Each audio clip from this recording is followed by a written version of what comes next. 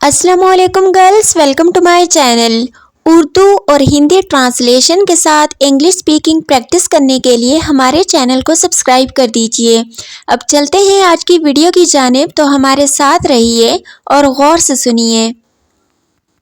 Capsicum Shimla मिर्च, bell peppers Shimla मिर्च, यानी शिमला मिर्च को कैप्सिकम भी कहा जाता है और बेल पेपर्स भी कहा जाता है।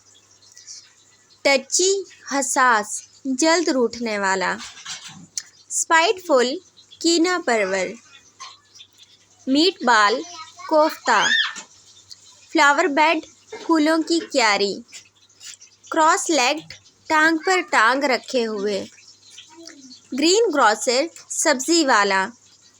सिव, छलनी, यह सीव नहीं है, ये वर्ड है सिव, छलनी।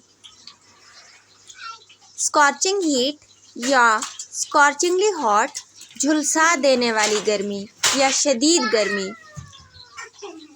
हम कोहान। शीप, भेड़। लैम, भेड़ का बच्चा।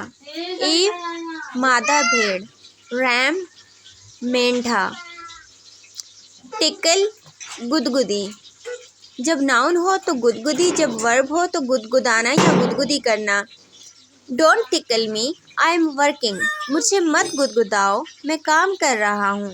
आई एम नॉट टिकलिश, मुझे गुदगुदी नहीं होती। इस किस्म की मज़ीद वीडियोस देखने के लिए हमारे चैनल को सब्सक्राइब कर दीजिए। Thank you.